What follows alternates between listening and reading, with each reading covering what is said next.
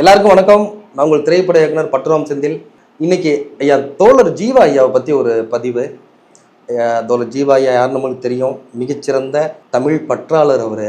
விடுதலை போராட்ட வீரர். மக்களோட மக்களாக நின்ன ஒரு மகத்தான மனிதர். இன்னைக்கு அத்தனை தொழிற்சங்கங்கள்லையும் பல போராட்டங்களை முன்னெடுத்து அதில் வெற்றியும் பெற்றவர் ஐயா தோழர் ஜீவா. அவர்கள் பற்றி நிறைய விஷயங்கள் பேசலாம். காந்தியோடும் சரி, பெரியாரோடும் சரி, ராஜாஜியோடும் சரி, பல பெரும் தலைவர்களோடு பயணித்தவர் ஐயா பசும்பொன் முத்துராமலிங்கத்தரோடும் சேர்ந்து பயணித்தவர். அவர் ஒரு தன்னலமற்ற மனிதராக வாழ்ந்து மறைந்தவர் தோழர் ஜீவா. இப்போ அவர் மறைவை பற்றி தான் ஒன்று பேச போகிறோம். தோழர் ஐயா மறைஞ்சிட்டாங்க. அவரோட கட்சி ஆஃபீஸில் தான் அவரோட பூத உடல் இருக்குது. ஐயாவை பார்க்குறதுக்கு எல்லா கட்சிக்காரங்கள் எல்லாரும் வந்துடுறாங்க, மாலை போடுறாங்க, எல்லாம் போகிறாங்க. அப்போது எம்ஜிஆரும் வருகிறார். எம்ஜிஆர் இப்போ எல்லாரும் இயல்பாக எம்ஜிஆர் வர்றது ஒன்றும் பெரிய ஆச்சரியம் இல்லை. எல்லா தலைவரும் வர்றாங்க. எப்பயுமே ஒரு தலைவர் மறைஞ்சா எல்லா எதிர்கட்சி ஆளுங்கட்சி எல்லாருமே வருவாங்க. அதே போல் எம்ஜிஆரும் வந்தார். மலர் வளையம் வைத்து விட்டு அவரும் சென்று இருக்கலாம். ஆனால் அவர் போகவில்லை, கூடவே இருக்காங்க. தாம்பரத்திலேருந்து காசிமேடு சுடுகாடு போகிற வரைக்கும் நடந்து போகிறார். அவரை அடக்கம் செய்கிற வரை அவர் கூடவே பயணிக்கிறார். எல்லாருக்குமே ஆச்சரியப்பட்டாங்க. காரணம், எதிர்கட்சிகள், எதிர் முகாம்கள் அவரை பற்றி இவங்கள் அதிகமாக விமர்சிச்சிருக்காங்க. அப்படி இருந்து கூட ஏன் எம்ஜிஆர் இவ்வளோ நேரம் நின்று தாம்பரத்துலேருந்து காசிமேடு வரையும் அந்த இறுதி ஊர்வலத்தில் கலந்துக்கணும்னு என்ன விஷயம் இருக்குங்கிறத எல்லாருமே யோசிக்கிறாங்க. அப்போ காரணம், தன்னலமற்ற ஒரு மனிதருங்கிறதுனால எம்ஜிஆர் அவரோட ரசிகராகவே இருந்திருக்காரு. இன்னும் சொல்ல போனால் காமராஜருக்கும் தோழர் ஜீவாவுக்கும் எம்ஜிஆர் ஒரு பெரிய பெரிய ரசிகராக தான் இருந்திருக்கிறாரு. காமராஜரை என் தலைவர்னே அவர் சொல்லியிருக்கிறார். அதெல்லாம் சர்ச்சையெல்லாம் நடந்திருக்கு. இப்போ எம்ஜிஆருக்கு எவ்வளோ ரசிகர்கள் இருக்கும். நம்ம அந்த தலைவரை, என் தலைவர் எம்ஜிஆர்னு சொன்ன ரசிகர்கள் எவ்வளோ பேர், அந்த தலைவர் இந்த தலைவருக்கு ரசிகராக இருந்திருக்காரு. இதானே உண்மை. நல்லவர்களை இங்கே சோதிப்பாங்க. இது இயல்பாக நடக்கிறது தானே. கடைசி வரையும் ஓலை குடிசையில் வாழ்ந்த ஒரு தோழர் ஜீவா 3 முறை தேர்தலை போட்டியிட்டு 1 முறை மட்டுமே வென்று சட்டமன்றத்தில் தோழர் ஜீவாங்கிற புத்தகமே எழுதுகிற அளவுக்கு தன் திறமைகளை நிரூபித்தவர் தோழர் ஜீவா. எம்பி ஆகிட்டு போகிறாங்க, பாராளுமன்றத்தை என்ன பேசுகிறாங்க, எம்எல்ஏ சட்டமன்றத்தில் போகிறாங்க. நாட்களில் இப்போ எப்படி வந்துடுச்சுன்னா போய் அவங்க பேசுறது பதிவாகுதோ இல்லையோ, இவர் இப்போ 100 நாள் சட்டமன்றம் இருந்துச்சுன்னா இவர் எத்தனை நாள் போனார், எத்தனை நாள் வந்தாருன்னு தான் பேசுகிறாங்க. அந்த அளவுக்கு இருக்குது. என்ன பதிவு பண்ணாங்கிறதெல்லாம் இல்லை. ஒரு தொகுதியில் இன்னும் ஒரு எம்எல்ஏ போட்டி போகிறாரு, அந்த தொகுதியில் எத்தனை வார்டு இருக்குது, என்ன இருக்குங்கிறதே தெரியாமல் தான் இருக்கிறாரு. அங்கே எங்கே என்ன பிரச்சனை இருக்குங்கிறதெல்லாம் அவர் ஓட்டு கேட்க மட்டும் வருவாங்க. ஏதோ ஒரு கட்சி பின்புலத்துலேருந்து ஓட்டு கேட்க வருவாங்க, ஜெயிப்பாங்க, போய் எம்எல்ஏவாக உட்காருவாங்க. அந்த தொகுதியில் என்ன பிரச்சனை இருக்குன்னு எதுவுமே அவங்களுக்கு தெரியாது. எத்தனை பேர் மக்கள் தொகை இருக்குன்னு கூட அவர் தெரியாது. அவருக்கு என்னென்ன எத்தனை ஓட்டில் ஜெயிச்சாங்கிறத மட்டும்தான் அவருக்கு தெரியும். மற்ற இதில் உள்ள என்ன இருக்குங்கிறத, மக்களோட பாதிப்பு என்னங்கிறதுலாம் அவங்களுக்கு தெரியாது. இன்னைக்கு மக்கள் அந்த மண்ணில் தானே இருக்கிறாங்க. பாருங்க, வர்றாங்க, ஓட்டுக்கு எவ்வளோ பணம் தருவேன்னு தானே கேட்குறாங்க. என் தொகுதியில் இவ்வளோ பிரச்சனை இருக்குது, இதெல்லாம் தீர்த்து வைப்பியான்னு எந்த மக்கள் கேட்குறாங்க. பரவாயில்ல, எனக்கு எவ்வளோ பணம் தருவேன், என் வீட்டில் 5 ஓட்டு இருக்குது, எவ்வளோ பணம் கொடுப்பேன்.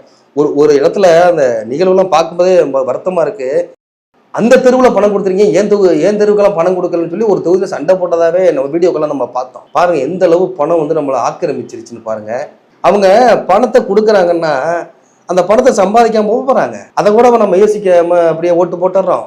ஒரு 500 ரூபா கொடுத்துட்டு அது எத்தனை கோடிகள் அவங்க சம்பாதிக்கிறாங்கிறது நம்மளுக்கு கண் கூட நிறைய பார்த்துக்கிட்டு தான் இருக்கோம். ஒரு எம்எல்ஏவா ஆகிற போது அவருக்கு இருக்கிற சொத்து மதிப்பும் 5 வருஷம் கழிச்சு அவருடைய சொத்து மதிப்பும் என்னவா ஏறிக்கிட்டு இருக்குங்கிறது நம்ம பார்த்துக்கிட்டு தான் இருக்கோம். பிணவரையில் பணத்தை பதுக்கி வச்சு இன்கம் டேக்ஸ் ரைடு பார்த்ததையும் நம்ம எல்லாத்தையும் பார்த்துக்கிட்டு தான் இருக்கோம். கண்ணு முன்னாடி எவ்வளோ விஷயங்கள் நடக்குதுங்கிறத நம்ம பார்த்துக்கிட்டு தான் இருக்கோம். அப்படிப்பட்ட எம்எல்ஏ எம்பிக்கள் வாழ்ந்த காலத்தில், இப்படி இருக்கிற காலத்தில் அன்னைக்கு தோழர் ஜீவா ஓலை குடிசையிலிருந்து வாழ்ந்தவர். எம்எல்ஏவாக அவர் இருக்கிற போதும் அந்த ஓலை குடிசை தான், மக்களுக்காக போராட்டத்துக்கு போய் நிற்கிற போதும் அந்த ஓலை குடிசை தான். அப்படி ஏழைகளின் பங்களனாக பணங்கிறது நம்ம தேவைக்கு தாங்க, நம்ம ஆடம்பரத்துக்கு இல்லைங்கிறதெல்லாம் காமராஜர்கிட்ட இருந்தோம். இந்த மாதிரி கக்கனு, இந்த மாதிரி நம்ம தோழர் ஜீவா மாதிரி ஆள்கிட்ட நம்ம தெரிஞ்சுக்கணும். இதெல்லாம் தெரிஞ்சதுனால தான் எம்ஜிஆர் இவர் மேலே ரசிகரா, என்னோட தலைவர் காமராஜர் அப்படின்னு சொல்லி பகிரங்கமாக அவர் சொல்கிற அளவுக்கு இருந்திருக்குன்னா அப்போ எந்த அளவு அதெல்லாம் நேசிச்சிருப்பாங்க. அதே மாதிரி பாருங்கள், என்ன இப்போ காமராஜர் என்ன பெரிய தொழிலதிபரோட மகனா, எவ்வளோ கஷ்டப்பட்டு வந்தவர். அவர் ஒரு எலெக்ஷனில் கூட அவர் நிற்க நம்ம கடத்தியெல்லாம் அதெல்லாம் முத்துராமலிங்கத்தவர் தான் அவரை காப்பாற்றி ஒரு எலெக்ஷனில் ஜெயிக்க வச்சு, அப்புறம் அதுக்கு பிறகு பாரத பிரதமருக்கு யோசனை சொல்கிற அளவுக்கு போய் வளர்ந்த இந்திய காங்கிரஸ் கமிட்டி தலைவராக ஆகுற அளவுக்கு அவர் வளர்ந்தாருன்னா ஒரு சாமானிய மனுஷனாக தானே அவர் வளர்ந்தாரு. அப்போ எவ்வளோ ஒழுக்கம் அவர்கிட்ட இருந்திருக்கும், எவ்வளோ நேர்மை அவர்கிட்ட இருந்திருக்கும். ஒரு தன்னலமற்ற ஒரு மனிதர் இப்படி வாழ்ந்திருப்பார். அப்போ தானே அந்த இடத்துல அவர் போக முடியும். அப்படிதான் தோழர் ஜீவா இருந்தார்.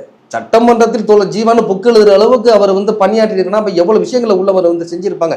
இதெல்லாம் எம்ஜிஆர் பார்க்குறாரு. பார்த்துட்டு இப்படிப்பட்ட மனிதர்களை அவர் நேசிக்கிறாரு. இல்லைன்னா அந்த இடத்துல நல்லா தெரியும், திமுகவுக்கு மிகப்பெரிய ஆப்போசிட்ல நின்னது கம்யூனிஸ்டுக்கு அப்படி ஆப்போசிட் திமுக. அப்படிங்கிற அளவு இருந்த இவங்க அவர்களை விமர்சிக்கிறதும் அவங்க இவங்களை விமர்சிக்கிற காலகட்டத்தில் தன் தோழர் ஜீவாவோட இறுதி ஊர்வலத்தில் தாம்பரத்துலேருந்து காசிமேடு வரையும் எம்ஜிஆர் நடந்து போறாரு. அப்போல்லாம் உச்சபட்ச நட்சத்திரம் எம்ஜிஆர். மக்கள் எவ்வளவு ஆவலை பார்த்துருப்பாங்க, யோசிச்சு பாருங்க. அதெல்லாம் கடந்து அவர் போறாரு. அது போனாரு, இறுதி ஊர்வலம்லாம் முடிஞ்சுது, எல்லாம் நிறைவடைந்தது. இப்போ தோழர் ஜீவாவுக்கு ஒரு செலவு வைக்கணும் அப்படின்னு சொல்லி ஒரு விஷயத்தை எல்லாரும் பேசுகிற போது பணம் திரட்டுறாங்க, போதிய நிதி வரல. அப்போ என்ன பண்ணுறாங்கன்னா, பாண்டியன் அவர்கள் ஒரு யோசனை சொல்கிறாங்க, பாலதண்டாயுதம் நம்ம போய் எம்ஜிஆர்ட்ட கேட்கலாமா அப்படின்ட்டு. அவர் சொல்கிறாரு, ஏங்க இந்த மேடைக்கு மேடை நம்ம அவர் தான் திட்டுறோம், திருப்பி அவங்ககிட்டே போய் நம்ம தலைவருக்கு செலவு வைக்கணும்னு கேட்டால் எப்படிங்க அவங்க தருவாங்க அப்படின்னு சொல்லி அவங்களுக்குள்ள ஒரு டிஸ்கஷன் போயிட்டு இருக்கு. கட்டத்தில் சொல்கிறாங்க, அதாவது நம்ம பேசுறதெல்லாம் உண்மை, நம்ம அவங்களை திட்டுறது அவங்க திட்டுறது, இந்த மக்கள் பணிக்காக நம்ம நிறைய போராடி இருக்கோம், எல்லாம் நடந்துறது உண்மை. ஆனால் அவர் கடைசி ஊர்வலத்தில் இறுதி வரை நின்றுருக்காருன்னா ஒரு பற்று இல்லாமல் அவர் நின்றுக்க மாட்டாரு. ஒரு வார்த்தை நம்ம கேட்கறதுல என்ன குறைஞ்சிட போகுது, போய் ஒரு வார்த்தை நம்ம எம்ஜிஆர்ட்ட கேட்டு பார்க்கலாம்னு சொல்லிட்டு தான் ஒரு சின்ன முயற்சியாக தான் அவங்க அவரை பார்க்க போகிறாங்க. அவர் ஷூட்டிங்கில் இருக்கதா சொல்கிறாங்க. உடனே ஷூட்டிங் ஸ்பாட்டுக்கு இவங்க போகிறாங்க. ஐயா பாலதண்டாயுதமும் பாண்டியன் ஐயாவும் போகிறாங்க. போகிற போது எம்ஜிஆர் ஷூட்டிங்கில் இருக்கார். ஷூட்டிங் மாதிரி உங்களை பார்க்க வந்திருக்காங்க கம்யூனிஸ்ட்காரங்க அப்படின்னு சொன்ன உடனே அவர் அங்கேருந்து ஓடி வெளியே வர்றாரு. தாப்பாவும் வரையும் பார்த்துட்டு சொல்லுங்க என்ன விஷயம் அப்படின்னு கேட்கும்போது ஐயா சொல்றாங்க, இல்லை ஐயாவுக்கு ஒரு செலவு வைக்கணும், அதுக்கான நிதி திரட்டுறதெல்லாம் நம்ம ஈடுபட்டுக்கிட்டு இருக்கோம், அதான் போய் பார்த்துட்டு போகலான்னு வந்தோம் அப்படின்னு சொல்லி பேசுகிற போது அவர் நான் என்ன பண்ணணும் அப்படின்னு சொல்லி அவர் எம்ஜிஆர் கேட்குறாரு. அதுதான் இப்போ நிதி தட்டிக்கிட்டு இருக்கோம், அதான் உங்களையும் பார்த்துட்டு போகலான்ட்டு அப்படின்னு சொல்லி இழுக்கிறாங்க. சொல்ல முடியல, முழுமையாக கேட்க முடியல. எம்ஜிஆர் புரிஞ்சுக்கிறாங்க. முடிச்சுக்கிட்டு செலவு வைக்கிறது எவ்வளோ செலவாகும் அப்படின்னு சொல்லி எம்ஜிஆர் கேட்குறாங்க. அப்போ அவர் சொல்கிறாரு, ஒரு 5000 இருந்தால் பண்ணிடலாம் அப்படிங்கும் போது, சரி நீங்கள் கிளம்புங்க, ஒரு ஆள் அனுப்பி விட்றேன் அப்படின்னு சொல்லிட்டு ஐயா போயிட்டாங்க, நடிக்க போயிட்டாங்க. அடுத்த நாள் 5000 ரூபாயையும் எம்ஜிஆர் தோழர் ஜீவாவுக்கு சிலை வைக்க வேண்டிய 5000 ரூபாயையும் அடுத்த நாளே எம்ஜிஆர் கொடுத்து சிலை வைக்க உதவினார். யோசிச்சு பாருங்க, எதிர்கட்சி எல்லாமே அந்த காலத்தில் மனுஷனாக வாழ்ந்துருக்காங்க. அதை தான் நம்ம பார்க்கணும். இன்னைக்கெல்லாம் பார்த்தீங்கன்னா சொந்த குடும்பத்திலே 2 பேரும் ஒரே கட்சியில் இருப்பாங்க. அப்ப அந்த கட்சியில ஒருத்தர் நீக்கிட்டா அவருக்கு பிள்ளையானாலும் பேச முடியாதுங்கிற அளவு சட்டத்தெல்லாம் அறிக்கையெல்லாம் நம்ம பார்த்தோம். அப்படியெல்லாம் நீங்க மக்கள் தலைவர்கள்லாம் வாழ்ந்துகிட்டு இருந்த காலங்கள்லாம் நம்ம பார்த்துருக்குறோம். அப்படி இருக்கிற போது எதிர்கட்சி இன்னும் எதிர்க்கு முகம்லாம் பார்க்காம எம்ஜிஆர் நின்னார் பார்த்தீங்களா, அதுதான் அவரை நம்ம 8வது வல்லுன்னு நம்ம அழைக்கிறோம். அதாவது ஒரு மனுஷன் வாழ்ற வாழ்க்கை அவன் சாவுல தான் தெரியுமாங்க. அது எம்ஜிஆருக்கு தெரிஞ்சது இல்லை. ஊருக்கு ஊரு அவருக்கு ஃபோட்டோ வச்சு செஞ்சல் செய்தாங்க. எல்லாரும் அழுதாங்க. அதெல்லாம் நம்ம பார்த்தோம். அதுக்கு பிறகு நம்ம கேப்டனுக்கு தானே அதை பார்த்தோம். அதை கூட சொல்கிறாங்க, எம்ஜிஆர் ஒரு முறை எம்ஜிஆர் செத்துட்டாங்க. அன்றைக்கி கேப்டன் காரில் போகும்போது பார்த்தா ஊரே அழுகுது. அப்போ கேப்டன் சொல்லியிருக்கிறாங்க, அது அம்மா கிரியேஷன் சிவா தான் பதிவு பண்ணாங்க. அவர்கிட்ட சொல்லியிருக்காங்க, பாரியா செத்தா இப்படி சாவனியா. அந்த கூட்டத்தெல்லாம் பார்த்துட்டு பிரமிச்சு போனார், நெகிழ்ந்து போனார். என் தலைவருங்கிறதுல எனக்கு அவ்வளோ பெருமையாக இருக்குன்னு சொல்லி நெகிழ்ந்து போன ஒரு கேப்டன். அதே நிகழ்வை மக்கள் திருப்பி அவர் கொடுத்தாங்க பார்த்தீங்களா. அப்படி அவர் வாழ்ந்தார். தோழர் ஜீவாவும் எம்ஜிஆர் வேற கட்சிகளாக இருந்தாலும் தோழர் ஜீவா எம்ஜிஆர் எப்படி நேசிச்சிருக்காரு.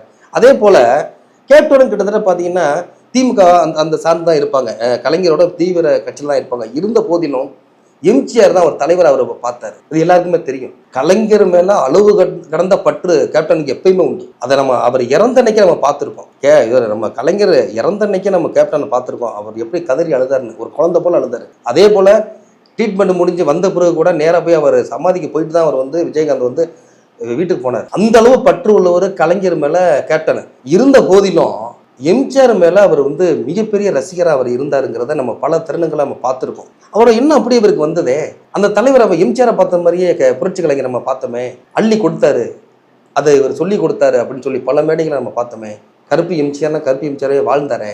அதான் ஒரு சாவுல தான் அவங்க வாழ்ந்த வாழ்க்கை தெரியும். அதே போல எம்ஜிஆருக்கு கிடைத்த அந்த புகழ் இன்னைக்கு கேப்டன் கிடைத்தது இல்லாமல் கிடைத்து கொண்டே இருக்கிறது.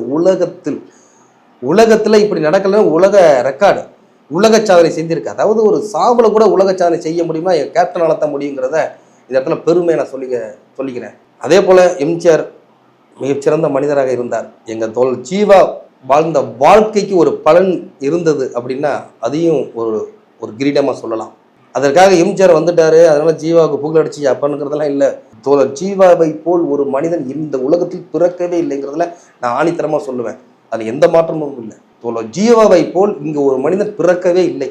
அவர் வறுமையில் மட்டுமே வாழ்ந்தார். ஆனால் ஒருபோதும் சமரசம் செய்து கொள்ளாமல் தனக்கென் தன் மக்கள் பணியே தன் பணி என்று தன்னலமற்றமாக வாழ்ந்தவர் தோழர் ஜீவான்னா அவருக்கு நிகர் அவர் மாத்திருந்தான். இன்னும் நம்ம தோழர் ஜீவாவை பற்றி நம்ம பேசுவோம். நிறைய விஷயங்கள் அவரை பற்றி நிறைய பேச வேண்டிய விஷயங்கள் இருக்கு. நன்றி, வணக்கம்.